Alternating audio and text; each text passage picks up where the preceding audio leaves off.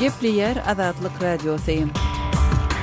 Akşamyz hayrly bolsun hormatly radio dinleyijiler. Şugun 2017-nji ýylyň 20-nji iýuly hepdeniň pençenbe güni. Eferde habarlar gündeligi. Gepleşigimiziň esasy bölegine başlamadan ozal täzelikler dinleň. Olaryň mazmuny bilen sizi men Gözel Hudaýberdi we tanışdyryn. Onlarca jurnalist we raýat jemgyýetçiliginiň aktivistleri geçen ýylda Kiýewiň merkezinde awtologunda goýulan bombanyň partlamagynyň netijesinde wepat bolan jurnalist Pavel Şeremetýewiň öldürilen ýerine jemlenip onuň hatyrasyna matam çäresini geçirdiler. Olar ýa-ni prezidentiň edara jaýyna we beýleki hökümet edaralaryna tarap ýürüýüş geçirip, häkimetlerden jurnalistiň öldürilmegi bilen bagly işi derňemegi talap etdiler. Adwelli jurnalist we kanun çykarjy Mustafa Naýem tarapyndan içeri işler ministrliginiň girilgesinde berkidilen şygarda kim Pavly öldürdü diýen sorag orta atyldy. Belarusda doglan orta raýaty Pavel Şeremet Kiýewde wagtlyň ýaşan öýünden çykyp ertirki radio programmasy üçin studiýa barýarka ol Subaru awtologunda ýerleşdirilen bombanyň partlamagyna wepat boldy. Bu hadise 2016-njy ýylyň 20-nji iýulynda er saat 7:45-de ýüze çykypdy. Jurnalistin helak bolmagyndan bir ýylyň geçmegine garamazdan häkimetleriň geçiren derňewleri netije bermedi. Emma synçylar Şeremetýewiň kärdeşleri we garyndaşlary resmiýetleri ukypsızlykda, geleňsizlikde we emeli pätkelçilikleri döretmekde aýplaýarlar.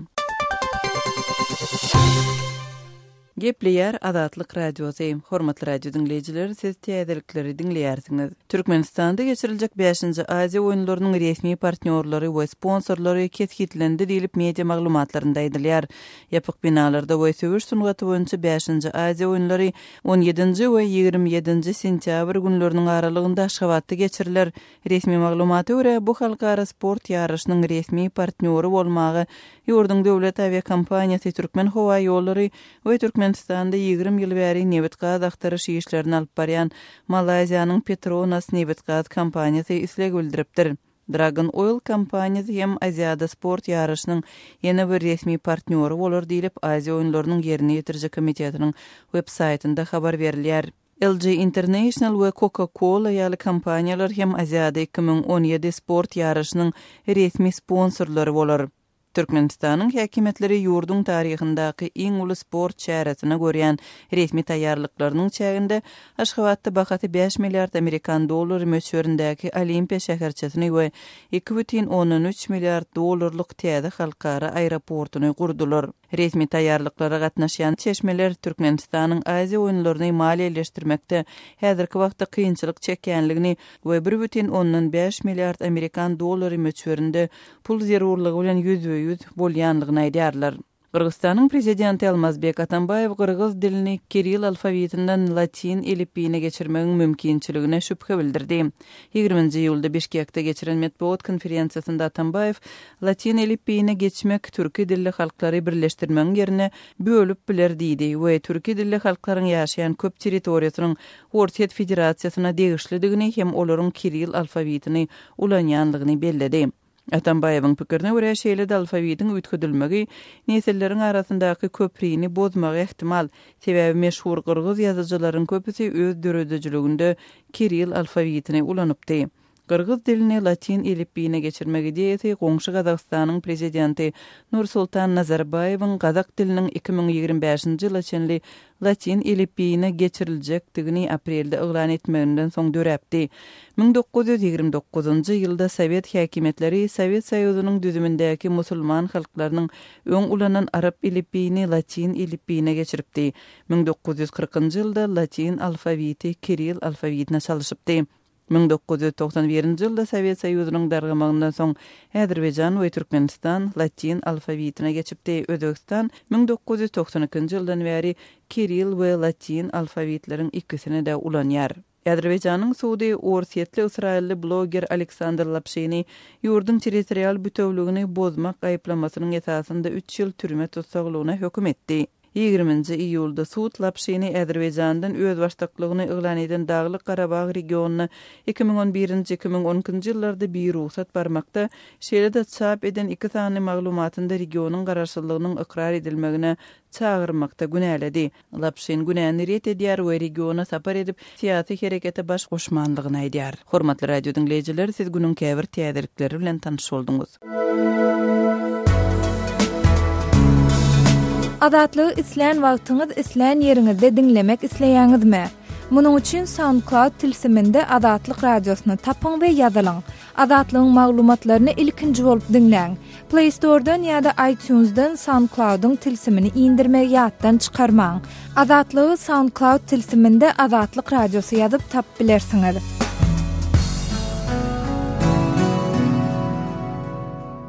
Gepleýär Adatlyk radiosu efirde siz bilen men Sultan Atçylyga gepleşiklerimi dowam etdirýäris. Aşgabatyň merkezi köçeleriniň biri bolan Mahtumul köçesiniň ugrunda Türkmenistanyň içeri işleri ministrliginiň edara jaýynyň öňünde oturdulan Türkmenistanyň ilkinji prezidenti Sapar Murat Niýazowyň heykeli goparlyp aýryldy. Mundan 4 ay ozal bu köçeniň ugrunda heykeliň ýerleşen böleginde awatlaýyş işlerini alyp barmak maksady bilen köçeniň ýany odasy bilen uly asfalt ýoluň arasyna garörtki çekilipdi. Köçeniň bu böleginiň ýapylmagy bilen ol ýerde näme işlerin geçiriljakdygyna ýaşaýjylar göz ýetirip bilmeseler-de, awatlaýyş işleriniň başlanan ilkinji günlerinden ol ýerde ozal bar bolan Türkmenistanyň ilkinji prezidenti Sapar Murat Niýazowyň heykeliniň goparlyp aýrylandygyna göz ýetiripdiler. Aşgabatly pensioner 69 ýaşly Atagel Daganyň aýtmanyna görä, bu ýerde nähili awatlaýyş işleriniň geçiriljakdygy, köçeniň näçe wagtlap ýapyk boljakdygy, heykeliň näme maksat bilen aýrylýandygy barada mittuat sahypalarynda hem mediada hem ilata hiç bir maglumat berilmändir. Emma ilatyň çaklamalaryna görä, Sapar Murat Niýazowyň heykeliniň bu ýerden goparlyp aýrylmagy onuň gawat garşysynda köçeniň gaýry ýerinde duran Mahtumul Pragynyň heykeliniň aýryljakdygy barada kymyşmyşlar bilen bagly bolmagy ähtimal. Ilat arasynda Mahtumul Pragynyň heykeli aýrylyp, ol şäheriň daşynda dagyň belentliklerinde bir ýerde ýerleşdiriljekmiş diýen habarlar ýaýrandan soňra Sapar Murat Niýazowyň içeri işleri ministrliginiň edara jaýynyň öňündäki Mahtumul Pragynyň heykeliniň gawat garşysynda oturan heykeliň daşyna hem garörtki çekildi. Elbetde şol bir köçede gawatlaşyp duran heykelleriň birini aýryp beýleksini goýmagy resmiler özlerine utlyp bilmän, ilatyň hem näradyçylygynyň ähtiýaç edip heykelleriň ikisini hem aýyrmak kararyna gelinip, onu Sapar Murat Niýazowyň heykelini aýyrmakdan başlan bolmaklary ähtimal diýip Atagel Daga aýdýar. Häzirlikçe heykeliň nira ýitirme bolandygy belli däl bolsa-da, onuň daşyndaky garörtligiň aýrylyp, köçeniň açylmagyna ýaşaýjylar az beğenmediler. Türkmenistanyň içeri işler ministrliginiň bu edara jaýynyň günbatar ganatynda ilatyň arda şikaýatlaryny kabul edip, her hepdeniň duşanma güni ardaçylaryň kabul edilýän bölüm ýerleşýär. Bu edara jaýynyň daş töwere hem polisiýa işgärleriň nobatçylary bilen gurşalyp, ol ýere bark gaýdan her bir ardaçynyň ädimi gödöwçilik kamerasy hem polisiýanyň nobatçylary arkaly gödöwçilikde saklanýar.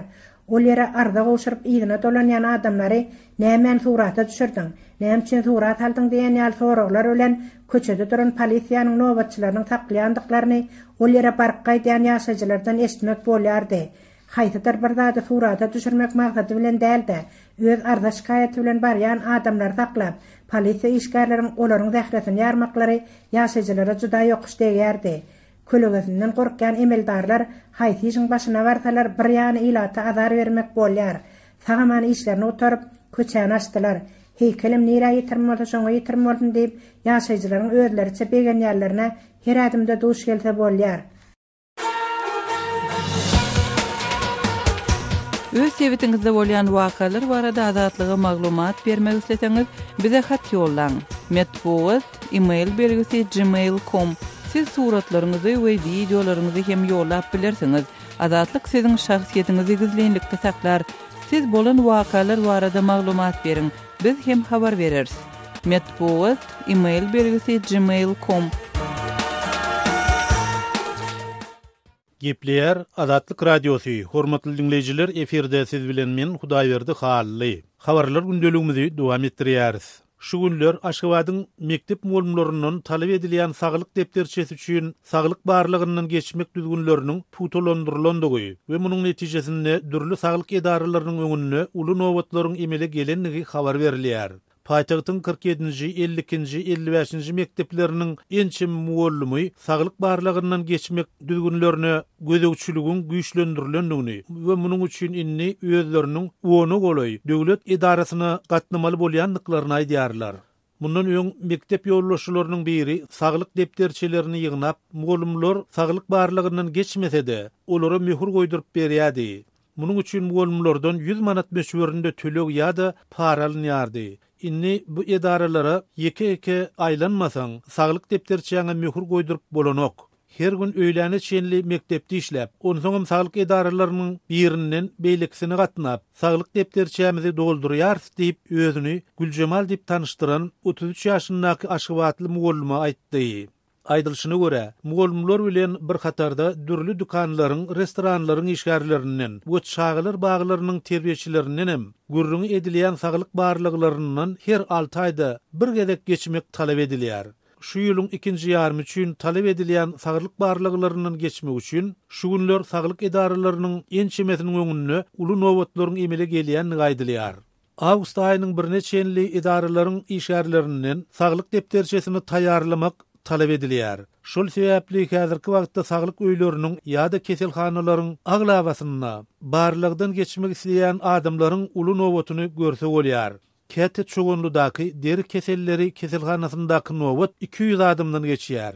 Onsoň howanyň gyzgynlygy 40 gradusa çenli ýeten şu günlerde bir saglyk öýüniň ýa-da keselhananyň öňünde 2-3 sagatlap garaşmaly bolýar. Kätede nowatyň ýetmän ýygyna gaýtmaly bolýan diýip Güljemal muallim aýdýar. Gal berse-de Adatlyk radiosynyň ýurt içindäki çeşmeleri käbir döwlet edaralarynyň bellenen wagtyndan öň ýapylýanlygyny, şol sebäpli raýatlaryň bir günne bitmeli işiniň soňky günleri galýanlygyny aýdýar. Köp döwlet edaralarynyň işgärleri işlemeli wagtyndan öň işlemesini besedýärler. Edaranyň gapysyndaky ýazgyda raýatlaryň 18:00 ýa-da sagat 20 çenlik kabul edilýänligi barada ýazgy dursa-da, işgärlerin köpüsi bu görkezülen wagtdan 2-3 sagat öň ýerine tapdyrmaýar. Bu bolsa edaralara öz wagtyna barýan adamlary kıyın ýagdaýa goýýar. Hemme ýerde şunuň ýalymy, onu bilemok. Ýöne vilayatlarda, esasanam etraplarda ýagdaý şeýle diýip Azatlygyň söhbetdeşi aýtdy. Yeri gelenine bellesek, Adatlyk radiosyny paýtagtdaky muallimleriň saglyk depterçesi üçin saglyk barlyklarynyň geçmek düzgünleriniň putolandyrylmagy we onuň sebäpleri barada häzirlikçi döwlet edaralarynyň degişli maglumat almak başartmady. Bu barada ýurduň resmi media serişdeleri de haýsydyr bir maglumat bermeýärler. Emma Aşgabatdaky 1-nji saglyk öýüniň we çoğunludaky der keselleri keselhanasynyň adynyň efirde agdalmazlygyny soran käbir jogapkar resmisiniň aýtmagyna görä, saglyk barlyklarynyň geçmek düzgünleriniň putolandyrylmagy saglyk edaralaryna gelýän girdejini artdyrmak bilen baglanyşykly. Häzir her bir saglyk öýüniň ýa-da keselhanadan girdejini artdyrmak talep edilýär. Öň işgärler saglyk barlyklarynyň tanyş bilişdi bilenem geçip bilýärdiler. Inni muňa da gözegçilik güýçlenýär. Ýagny saglyk işgärlerine de gözegçilik güýçlenýär. Inni saglyk öýleriniň keselhanalaryň ýollaşçylary özlerine gelýän müşterileri köpeldip girdijisini hem artdyrjak bolýar. Şeýdibem ýollaşçylar ýokardan berilen görkezmäni berja etmäge synynşýarlar diýip özüni meňli diýip tanıştyran 1-nji saglyk öýüniň işgäri aýtdy. Aşgabatyň saglyk öýlerinden ýa-da keselhanalarynyň öz girdejisini artdyrmak barada edilýän talabyň näme sebäpden häzirki pursatda güýçlenenligi barada anyk maglumat almak başartmady. Emma bu waka dünýäde energiýa serişdeleriniň bahalarynyň aşaklamagy sebäpli Türkmenistanyň agyr ykdysady kynçylyklary başdan geçirýänligi aýdylýan döwre gawat geldi. Öz sebitinizde bolýan wakalar barada Adatlyga maglumat bermek isleseňiz, biziň Facebook hasabymyzda ýazyň. Bizi gözlegi bölümine Adatlyk radiosu ýazyp tap bilersiňiz. Siz suratlaryňyzy we videolaryňyzy hem ýollap bilersiňiz. Adatlyk siziň şahsiýetiniňizi gizlinlikde saklar. Siz bolan wakalar barada maglumat beriň, biz hem habar bereriz.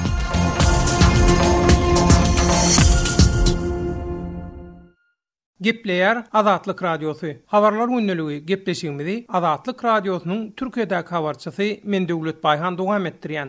Türkmenistanly migrant aýdymça İstanbul'a hüjüm edildi. Ençe ýyldan bäri Türkiýanyň durly şäherlerindäki dynjal şäherlerine aýdym aýdýan Türkmenistanly migrant aýdymça Arzuw köçede barýaka hüjüm edildi. Bahçada yeşil çınar, boyun boyuma uyar. Ben seni gizli sevdim, bilmedim alem duyar. Azatlyk Radiosyna interwýu beren Türkmenistanly aýdymça Arzuwyň gurrun bermegine görä, waka geçen hepde 13-nji ýulla şeýle bolup geçýär. Şu geçen hafta 4-nji gün öz üýümiň töwereginde şu marketten gelýärdim da. Paketler zatlar vardı. Biri gidip barýakam maňa bir zat para tepledi. Menem istmenýalyk ýoluma dewam etdim, gittim. Bir gördüm ýene ýanky adam ýanymda. Bizim raýonumuzda ýaşaýan biri der. Birinji ezek görýän. Soňra birden şol adam öňüme çykyp ýolumy kesdi. Öňümde durdy şöyle. Der maňa adyňy aýtsaňa diýdi. Näme etjek meň adymy diýdim. Ýok maňa seň adyň men bilmeli. Sen maňa gerek diýdi. Ýok sen maňa gerek däl diýdim. Öňümden çekil men geçip gideýin diýdim. Ýok isperip gitjekkäl sen bilen tanışjak men diýdi. Ýok men sen bilen tanışjak gel diýip şeýleder beýleder. Menem gyýyrdım komşular çıkıp gelýärdi. Şerden bir mototsikl kurya geçip barýardy. Kurya mototsikldan düşüp gelip biz aralap nemetjek oldu. Elimde de bir şişe vardı, limonata şişesi. Şu şişe bilen menem kellesine vurdum ýanky adamı. Arzuw İstanbul'un Topkapı diýen ýerinden öz ýaşaýan ýeri bolan Beşiktaşa awtobus bilen gelendigini we ol adamyň özüni şol ýerden bäri ýydarlanyny çak edýär. Ýöne şol adam men pikirim, men Topkapıdan geldim da awtobus bilen. Şu Topkapıdan men ýerimden geldi şol adam. Men şeýle pikirlenýän. Arzuw Azatlyk Radiosyna beren interwýusynda ol hüjüm eden adamy oğlu bilen özüni oňa tanatmajak bolup howpsuzlyk sebäpli polisa bermändigini aýdýar. Şeýle-de Arzuw şol gün İstanbul'a 3 sagat uzakda ýerleşýän başga bir şähere çykyş etmäge gystanyp barýan ekeni. Eger polisa arz şikayet eden bolsadym, onda men eglenmeli bolardym we beýleki tarapdan başga şäherde etmeli çykyşymyň şertnamasyna görä ol ýere barman mahalym ummahy jerime tölemeli boljakdym diýip Arzuw sözleriniň üstüne ýetirýär. Şu ýerimden gelen adam men kim bolanyny bilen ok. Ýöne men gidip polisiýa baryp jalyk etdiňden soň şu adam edil şu minutdan soň men kimdigimi öwrenýär. Yer gelende bellap geçtik. Türkmenistanly migrant aýdymça Arzuw fevral aýynda İstanbul'un bir polis barlyk nokoduna saklanyp dokumentleri düzük bolman soň deportasiýa edilmek üçin göz astyna alınıpdy. Arzuwň türk raýaty bolan Rüýa adly gyzynyň ejem menden aýyrmaň adly başladan kampaniýasy bilen sosial mediada ýaýradylan videolarynyň jemgyýetde uly seslenme döretmegi netijesinde deportasiýa bolmakdan gutulup insanperwerlik esasynda ýaşaýyş ruhsat berilipdi. Gepleyer Azatlyk Radiosu. Gadyrly dinleýijiler, Azatlyk Radiosu türkmen raýatlarynyň haýyşlary esasynda olaryň prezidenti öz problemleri baradaky arazlaryny eşitdirip bilmeklerine mümkinçilik döretmek maksady bilen hormatly arkadagy atly ýürüýte rubrika başlaýar. Bu rubrikasyna siz öz kynçylyklaryňyzy beýan edip, olary efir arkaly eşitdirip, şeýle-de Azatlygyň web saýtyna, sosial ulamlardaky sahypalaryna çap etdirip bilersiňiz. Siz öz hatlaryňyzy Azatlyga hat üstü bilen, telefon arkaly, biziň ýerli habarçylarymyzyň üstü bilen ýetirip bilersiňiz.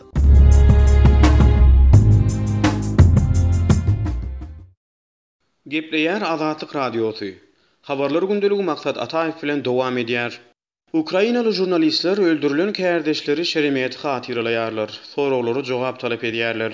Jurnalist Pavel Şeremet'in Kiýewde ulugyna bomba goýulyp partladylmagynyň 1-nji ýyl döwrüminde jurnalistiň oňorça kärdeşi raýat jemgyýetiniň aktivistleri we dogan garandaşlary helakçylygyň bolan ýerine onuň ömür dörejçiligini ýatladylar. Soňra ýyglananlar häkimetlerden jinaýaty derňemeklerini talap etmek üçin prezidentiň idarasynyň öňüne we beýlik hökümet binalarynyň öňüne ýürüýüş geçirdiler. Agzalyan jinaýatyň derňemegine soğuk sala garalyp gelinýär. Prezident Petro Poroshenko'nun iş idarasının öňünde geçirilen ýürüýüşi onuň 100 metr goloýundaky Içeri işler ministrliginiň öňünde dowam edilip, tanymar jurnalist we kanun çykarjy Mustafa Naýew ministrligiň girişine Paweli kim öldürdi diýen şygarly plakat asdy. Belarusda doğulan Rus raýaty Şeremet Kiýewde hemişelik ýaşaýardy. Ol 2016-njy ýylyň 20-nji iýul güni ýany ýoldaşy Alena Pritulow bilen bile ýaşaýan kwartiralaryndan çykyp, radio gepleşiklerini alyp barýan studiosuna barýarka Subaru kysymly awtobulugyna ýerleşdirilen bombanyň 7:45-de partlamanyň netijesinde wepat boldy. Hüjüm iti ýadgarly we Ukraina resmileri helakçylikli hadisany jikmejik dergemegi wada berdiler.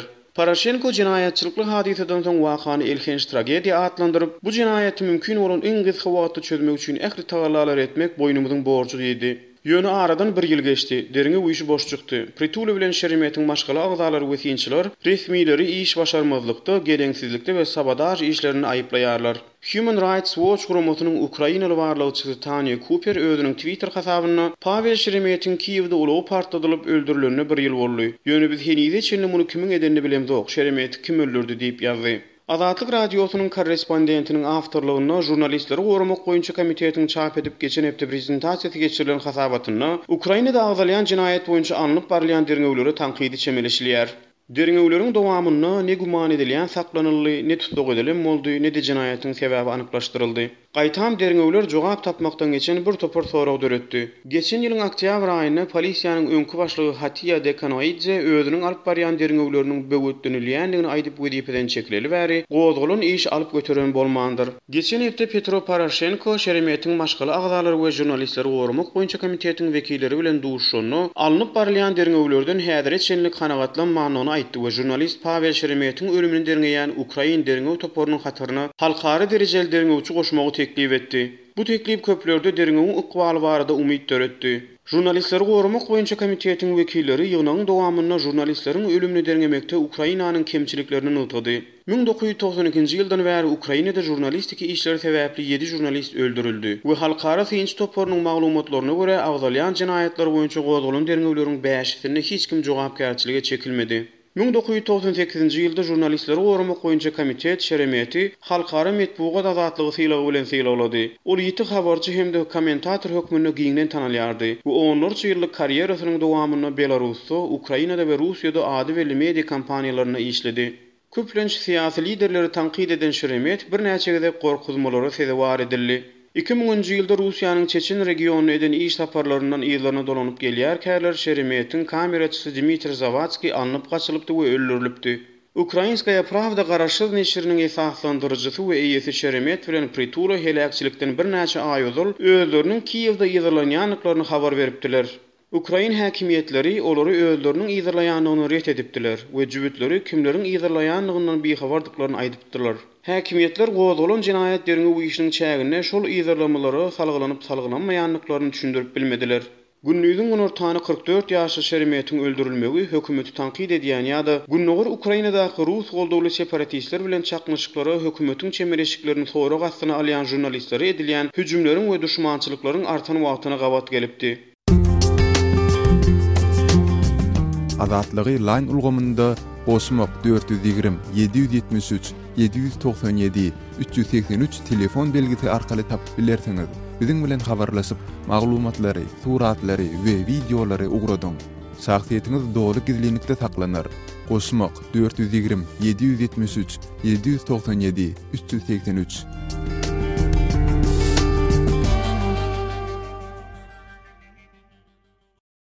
Gepleýär Azatlyk Radiosy. Habarlar günneligi gepleşigimizi men Sahra dowam etdirýärin. Birleşen Ştatlaryň prezidenti Donald Trump Siriýanyň prezidenti Bashar al-Asadyň armiýasyna garşy söwüşýän pitneçi toporlary zerur serişde bilen üpçün etmek we türgenleşdirmek hakyndaky CIA-iň ýagny merkezi aňtogullugynyň gizlin programmasyny ýatyrmak barada mundan tas bir ay ozal karary geldi diýip media serişdeleri 19-njy iýulda habar berdi. Bu karar Siriýada Asadyň häkimetini saklamagy synaşan Russiýa bilen işleşmek islegini görkezmek maksady bilen amala aşyryldy diýip Reuters we Washington Post neşirleri adynyň anonim galmagy şerti bilen maglumat beren ABŞ resmiýetlerine salgylanyp habar berdi. Merkezi aňtogullugynyň agzalyan programmasy Asady häkimetden çetleşdirmek maksady bilen Birleşen Ştatlaryň öňkü prezidenti Barack Obama tarapyndan 2013-nji ýylda başladylypdy. Ýöne bu odiýen şowly bolmandy. Trump bu programmany ýatyrmak baradaky karary 7-nji iýulda Germaniýada geçirilen G20 sammitinde Russiýa Russiýanyň prezidenti Vladimir Putin bilen duşmadan öň, ýagny Birleşen Ştatlaryň Milli Howpsuzlyk maslahatçysy H.R. McMaster we Merkezi Aň Togullugynyň ýolbaşçysy Mike Pompeo bilen geçiren ýygnyndan soň kabul etdi diýilip media maglumatlarynda aýdylýar. Munyň Siriýanyň günorta günwatarynda ok atışy besetmek barada Birleşen Ştatlar bilen Russiýanyň arasynda gelinen alalaşyň bir bölegi däldi hem maglumatda nöwtalýar. Bir resmi Reuters neşrine beren maglumatynda Birleşen Ştatlaryň uly egilişik etmeýändigine, ýöne munyň administrasiýanyň Russiýa bilen gatnaşyklary gowlandyrmak isleýändigi dogrusunda Putin'e bir işaretdigini aýtdy. Emma Washington Post gazeti agdalýan programmany goldan häzirki we öňkü resmiýlerin käbirleriniň Trump'yň bu hereketini Birleşen Ştatlar tarapyndan edilen uly egilişik diýip hasaplaýandygyny habar berdi.